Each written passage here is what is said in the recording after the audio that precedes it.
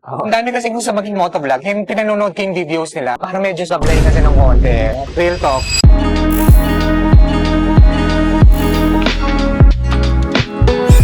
You know, so punta ngayon sa... Saan tayo pupunta? Cavite. Tayong Cavite. Mag-vlog tayo. Hi guys, welcome back to the channel. Nandito kami ngayon sa Harris. Yan. Natin. Kain muna tayo. In-interview natin si Jao Moto. Magandang araw sa inyong lahat. Dito kami ngayon sa Bacoor. Kasama ko ang pinaka-idol ko, si Jao Moto. Dito tayo, Real talk, I've been watching his vlog since pandemic pa. Isa siya sa mga iniidolo ko talaga na lagi yung mga videos na pinanonood ko. And of course, naging magkaibigan na rin kami, magkatropa kami. Lalo na yung motorismo natin. Yes, umaalis kami, magmomotor kami kung saan kami nakakarating. Sinimulan namin kasi itong podcast na to para may matutunan yung mga natin, mga viewers natin. No? Ang topic natin ngayon is how to motovlog, no? Yung the right way. Hirap Kasi sobrang sa totoo lang, bro. Ang dami kasi gusto maging motovlog. Yung pinanonood ko yung videos nila, ang daming... Usual portray- cellphone lang ginagamit talaga. Yes, diba? Pero kasi yung how they create the story, parang medyo sablay kasi ng konti. Don't get me wrong yung iba kasi parang may nag-shoot na, motovlogger na eh. Pero tuturuan namin kayo kung paano talaga gawin yan. So ngayon, Mr. Jao Moto. Simulan na natin ang basics natin. Okay. Paano ka gumawa ng video? From your idea, paano mo siya iisipin hanggang sa pag-upload? Kadalasan kasi yung mga ina-upload ko sa, kung napapansin ko sa channel ko, iba-iba kasi. Minsan, may review ako, biyahe ako. So, depende. For example, review na lang. Ang kagandahan sa ginagawa ko sa review, may pattern na ako eh. Okay. So, hindi ko kailangan masyado doing complicated yung mga gagawin ko. Pagka susundin ko na lang yung pattern na yun. Then, siguro, through experience na rin sa tagal na ng pagmumotor, kahit papano, kahit bago yung motor na nasa harapan ko, so, okay na, hindi ko masyadong, mga research na lang, yung mga numbers na lang. So, yun. Sa pagdating sa mga camera, mga ginagamit kong gears, mga gears. For example, nasa garahe ako. Pag ito yung ganitong klaseng shoot. Usually gamit ko yung nirecommend mo camera, yung Sony na CB8 na Mark II. Kaya sa kanya rin ako bumili ng lens. Ano ba lens yung binili ko yun? Hindi ko na maintindihan. Basta Tamron ata yung something na yun. 72. Pero ang pinaka-paborito kong camera talaga sa mga videos ko, kung madalas nakikita nyo, yung like nakasabit sa helmet ko, yun yung Insta360 na Ace Pro 2. At siguro 60% o 70% ng video, yun yung camera na gamit ko. Para bang kita yung cockpit ng motor tsaka yung mga view. Yeah. Then secondary ko na lang yung X5 na nakasabit doon sa handlebar. Usually, plan ba yung mga yung mga episodes mo? Pinaplano mo ba siya? Oo, lalo na yung biyahe. Pero mas madalas ang hindi. Kasi kapag kunyari, gusto kong Baguio ngayon may mga ganun akong topak eh. So pag nag-shoot ka, ano ka ba? Solo shooter ka ba? Or kasama ka na? Depende pa rin. Kapag maraming kasama, ayun, syempre, ito paano, may katulong ako. Pero kapag ako lang, pag nag-solo ride lang ako, syempre, yun. So review, madalas ako na lang din kasi alam ko na yung mga gagawin eh. So, mas madali, mas mabilis. Ano yung pinaka-enjoy mo na na paggawa ng content? Saan ka nag-i-enjoy talaga sa kanya? Kasi sa mga hindi nakakaalam, ang paggawa ng content, sobrang nakakapagod ka eh. Kasi isipin mo sa haba ng video mo, lalo na YouTube, mga long form yan eh. Hindi yan yung 3 minutes sa Facebook lang na yung voice over mo lang.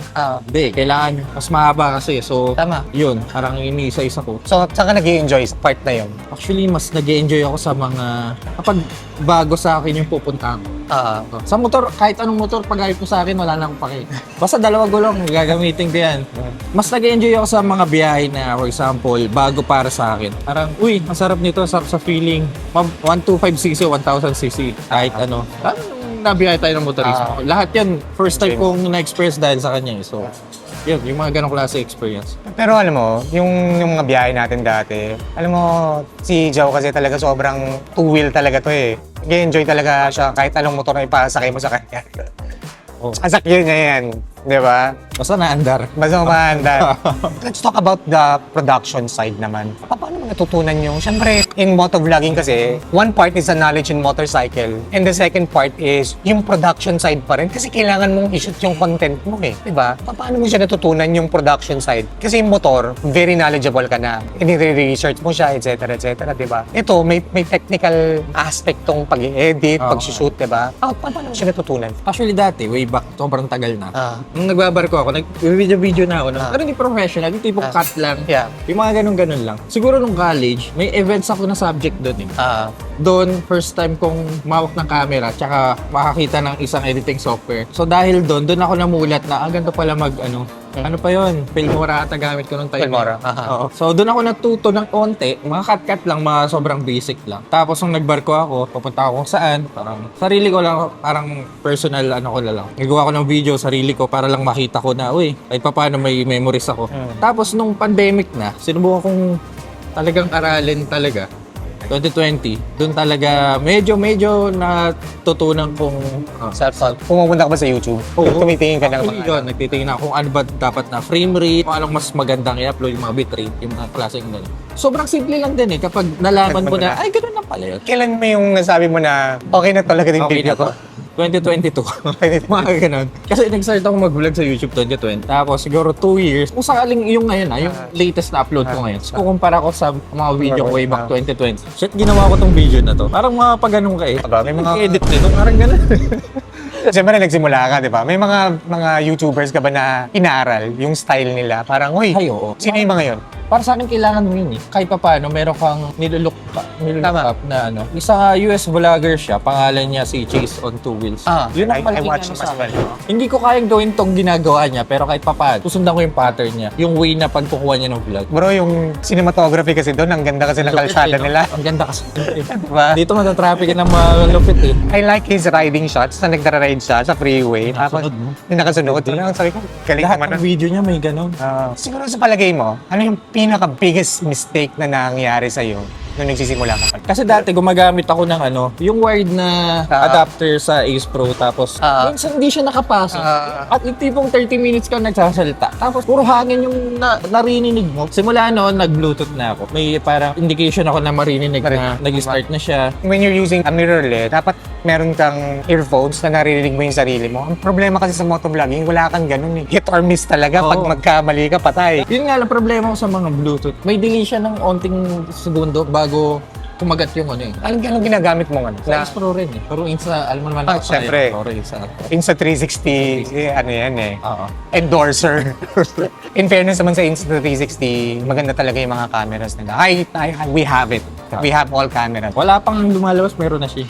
Hindi naman. Wala pa sa Pilipinas, meron siya. Sa palagay mo, kunyari, mag-start ako mag-motovlog. Ano yung isang skill na kailangan ko matutunan bago magsimula ka mag-motovlog? Siguro kung paano ka magsalta sa camera and also paano mo ipepresent yung sarili mo sa mga audience. Kasi alam mo naman social media ngayon, magkamali ka lang ng isa. Basic. Oo, madami ng negative comment na sasabihin sa'yo dyan eh. Sa dami mong sinabing maganda, sa 100 na sinabing maganda, isang mali mo, yun yung papansin nila. Ganun yung mga Pilipino eh. Alam mo naman dito sa Pilipinas. Talking about that, so how do you deal with those bashers? Saka number 1 na gagawin mo na napakasimple lang. Huwag mo pansinin.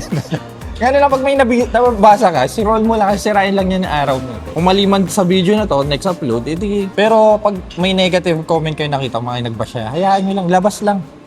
Kasi pag pinansin mo na pinatulan mo, binalik mo yung sinabi nila, gumawa ka pa ng content, wala, lalaki lang din. Pero pinabasa mo ba lahat ng comments mo? Hindi ka masyado. Hindi kasi minsan ang dami na eh. Kaya nga. Yung notification eh. Kailan na bang ilan subs mo? 460 something ah. Almost half a million ka na. Tagal nga mag-1 million eh, grabe. Grabe. Pero konti na lang. Oo nga eh. Yung mga hindi pa nakasubscribe dyan. Pag may time lang naman. Pag may time lang. Ano yung comment na tumatak talaga sa'yo? May isang comment na parang nasa ospital siya. Parang may taning na yung buhay niya. Sinabi niya sa akin na, Pilyaw, nanonood pa rin ako ng video mo. Simula pa nung parang healthy pa siya hanggang ngayon. Grabe naman, bilis ng buhay. Parang last niya, 2021, tapos ngayon may taning na yung buhay niya. Sinasay niya yung picture na nakadextra siya, parang may cancer yata siya. Kahit pa paano, yun yung libangan niya. Yung parang yung mga time na akala mo normal day lang na nag-vlog ka. Wala ka pala yung impact sa ibang tao. Alam mo ang pinakatumatak sa akin sa video mo? Ano? Pucha yung kasal mo, bro. As in, matagal na yun. Oo. Pero kita mo naman, ganyan ako katagal na subscriber ni Jao Moto. Grabe, Motor ano? ako, isa lang yung hindi ako nagmotor. Pinanood mo, grabe ka. Pero yung kasi yung tumatak sa akin eh. Sa bagay. Siyempre, of course, yung mga rides natin, pinanonood ko yan. Yung mga reviews mo ng motorsiklo, na medyo trip ko, pinanonood ko talaga yan. Napansin ko na malakas yung views mo sa, sa small bikes kaysa sa big bikes. Masa talaga. Pero ngayon kasi, unti-unti nang dumadami yung gumagamit ng big bikes. So, Kahit pa paano, may nanonood sa Quick Buy. Kailan ka nagre-reply at kailan mo ini-ignore ang message? Kapag may oras talaga ako. Kunyari tapos na ako mag-shoot, wala na akong gagawin. Doon magtitingin na ako. Pero minsan kasi sa dami, hindi ko na ma-replyan lahat. Kung saglitan lang, dadaplisan ko lang, magbabasa lang ako saglit. Ano pagbabasa ko, pag natutuwa ako, i-heart ko, ganyan. Tapos minsan, pag may nagtanong ko, comment lang. Pero saglitan lang, tapos balik ulit ako sa gagawin ko. Alis ulit ng bahay. Parang ganun Anong advice mo bibigay mo sa isang creator na nagsisimula pa lang na alam mo, nahihinaan ng loob? Di ba yung creator, pag gagawa ng video, mga 10 video pa lang, parang Parang ayaw na. Ayaw na nila, no? nangyayari, parang Oo. ganun. Oo. Minsan kasi may part na napipilitan ka lang Parang nainggit ka sa isang tao.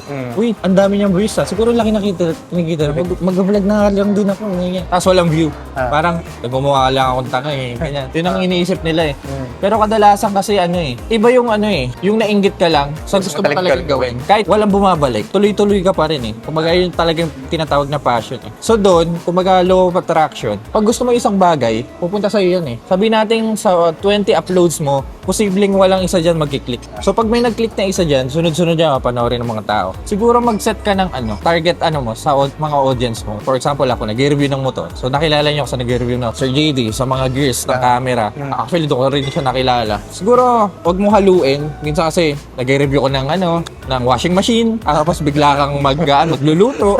May mga ganun Kailangan may target market ka sa mga gagawin. Diyan kasi paggawa mo ng maraming videos, diyan mo talaga siya matututunan I'm pretty sure na yung first year niya, wala masyadong kita yun. Wala talaga. Di ba? Unang taon. Thank you yun. Pero, doon ka talaga mahahasa Doon mo matututunan lahat ng mga naging problema mo. Pero passion talaga yan Hindi, kailangan may puso talaga yung ginagawa Puso ka mo. talaga. Pag wala, Diba? madali kang aayaw. Anong mga common mistakes na nakikita mo sa mga beginners na nagbablog? Nagkaroon ng surge ng motovlogging Pero, lagi kong sinasabi, matira-matibay ngayon. So, maraming naging motovlogger before, tapos marami nang nawala. Ano yung mga nakita mo sa mga nagmo-motovlog dati na tingin ko dapat yun yung improve nila o nagkamali sila? Kumbaga parang may mga tipo pag nag-business ka, hindi naman kumikita to ng tipong 4 months pa lang, 3 months gusto may kita Kita ka agad. na kagad.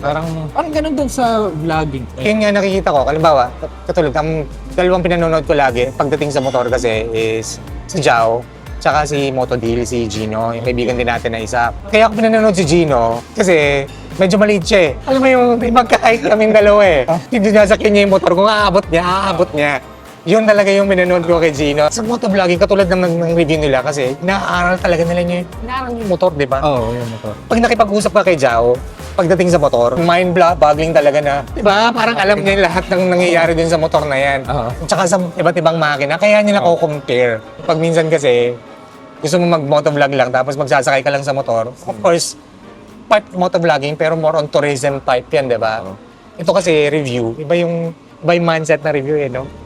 Siguro, unti na lang kasi nag-review ng motor ngayon. Kaya matira-matibay nga Matibay ngayon. Dami nang nag-vlog ngayon, grabe. Ikaw palagay mo, kasi may mga tao kasi na pag sinabi mo vlogging, talagang maraming gears Mga camera, ganyan. Ngayon, pag sinabi mo may camera ka, vlogger ka Noong time na yun, wala pa namang ganun. You can use a cellphone, you can use whatever. As long as you know how to use it, you can. The best camera is always the camera that you have.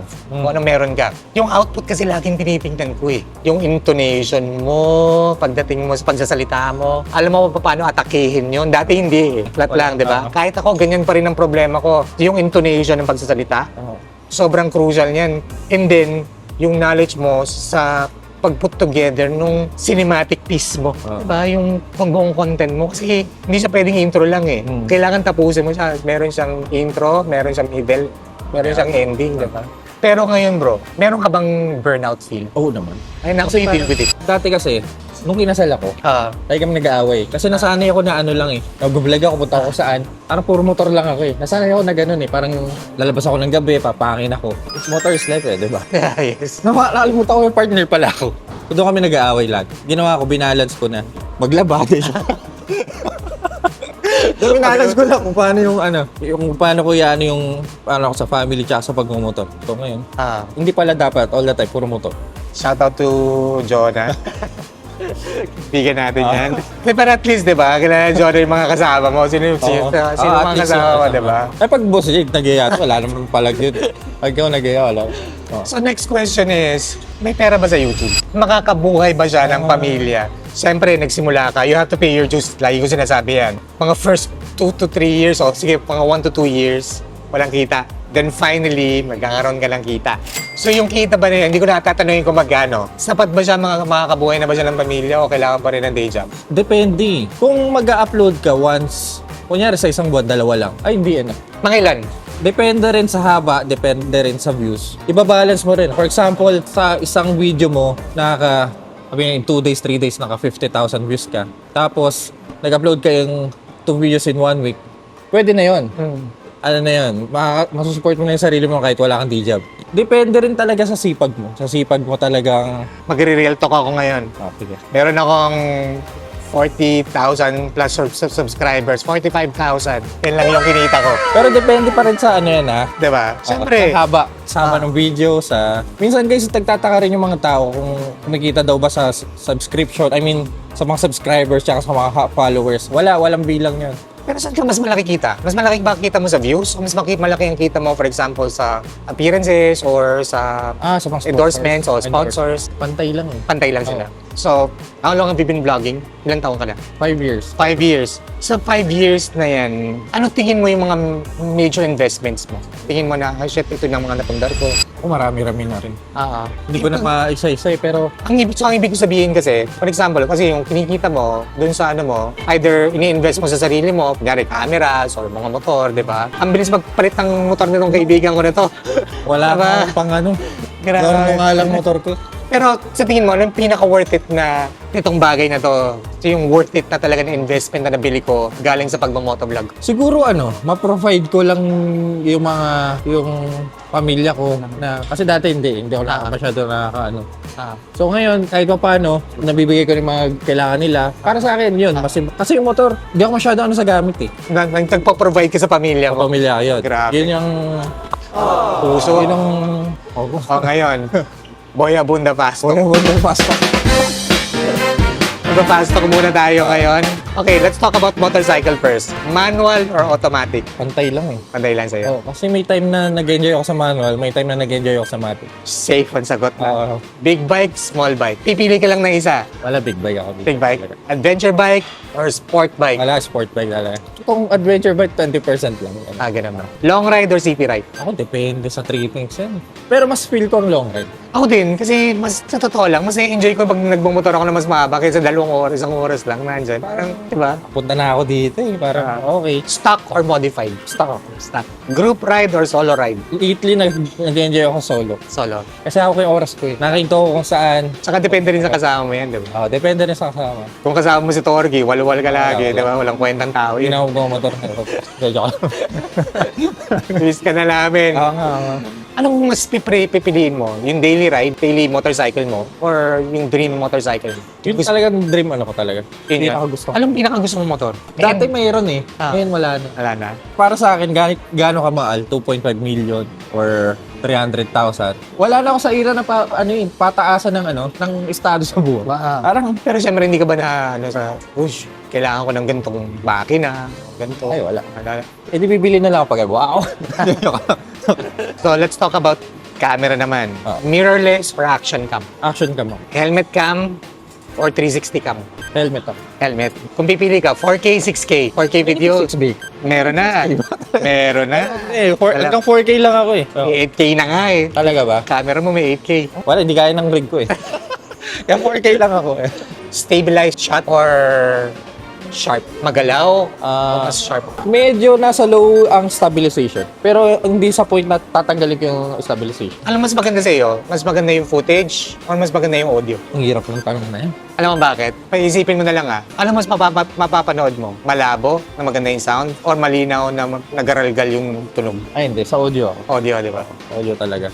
Oo. That is the right answer, Oo. actually. Kasi- Kasi, di ba dati nanonood ka ng pirated? Di ba? Nanonood ka ng pirated na medyo malabo, pero maayos yung sound. Naiintindihan mo. Naiintindihan mo pa, di ba? Drone shots or POV shots? Wala akong drone eh. So, Talaga drone? wala pa akong drone.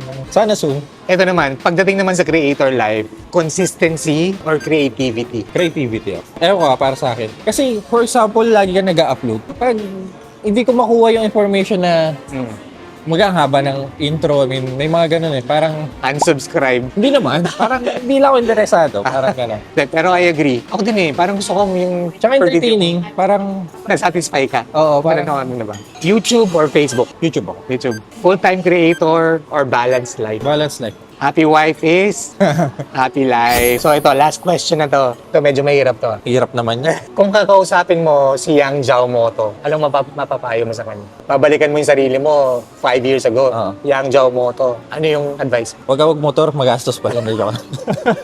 Ang gastos magmotor. Magastos pa lang magmotor. Akala ko, ipapark mo lang kung saan, tapos na. Hindi pala. Pag tinititigan mo, mas lumalaki yung gastos. Huwag mo titigan. Pero yan, enjoy. Dahil sa pagmumotor, dami kong na-meet ng tao eh. Ikaw, di naman tayo mag-meet kapag kung hindi ako nag-vlog or Correct. motor. Parang yan. Actually, funny yung meet namin ni Jiao. No, bago pa kami mag-meet, aksidente pa siya. Ako nga pala. Yun yun eh. Supposedly, Traumatic ano sa buhay ko. ito lang one of the last things I'm gonna say is, although na-accident siya, muntik na siyang madeds talaga, you never stop.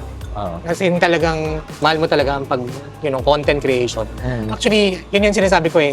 I don't see Jiaomoto as a vlogger. I see him as a content creator. Kasi when you see his vlogs or his videos, sobrang punong-puno siya. Hindi siya yung, alam mo yun na may dull moment na pag nanonood mo, forward ko na lang kasi kung ba yung sinasabi niya. One of the things I like about him is very clear yung sinasabi niya. Klarong-klaro talaga. Hindi siya maraming words. Di ba? Kasi pag minsan ang daming sinasabi tapos wala naman laman. So yung sa'yo, sakto lang. Parang yung kagandahan ng asawa ko. Ay! Di ba?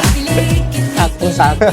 Anyway, invitahin mo na sila, bro, sa channel mo. Guys, kung mahilig yung kumotor at gusto nyong lumawak yung kaalaman nyo sa pagmumotor, please do subscribe sa YouTube and Facebook and also sa iba pang platform. Jiaomoto, ayun lang. Yan, maraming salamat sa iyo, Jao. Thank you. Thank you. Thank you guys for watching. I'll see you guys in the next video. Thank you. Peace! Yun.